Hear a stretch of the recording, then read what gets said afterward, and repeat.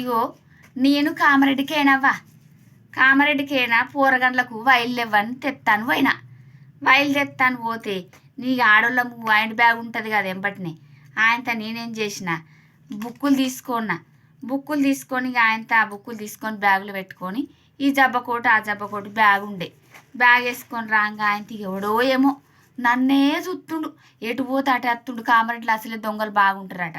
ఇక నాకు భయం బూలై నేనేం చేసిన మా ఆయనకు ఫోన్ చేసిన, ఏడున్నావు ఏం కథ, ఇగో నన్ను అద్దానంగా ఒకదాన్ని తోలెత్తి నేను ఎన్నడు ఒకనే పోతి, ఇగో ఊకే నన్నే చూస్తుండు, ఎటు పోతే అటే వస్తుండు. ఇక ఏం చేస్తుంది, జర పోలీసులకు ఫోన్ చేయి, పోలీసులకు ఫోన్ చేస్తే పోలీసులు వస్తారు, వాడిని పట్టుకొని పోతారు. నువ్వు పోలీసులకు ఫోన్ చేయి, దొంగడు కావచ్చు నన్నే చూస్తుండంటే మా ఆయన ఏమంటాడు, నీ చేతిలో ఏమేమి ఉంది అన్నాడు.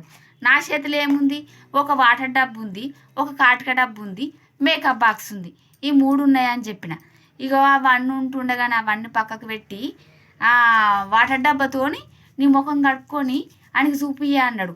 ఆయనతో నేనేం చేసిన, ఇక ముఖం కడుక్కున్న దెబ్బ ఆయనకు చూపించినవ్వా. ఆయనకు చూపించే వరకు ఒక్క దెబ్బకే ఊరుకున్నాడు.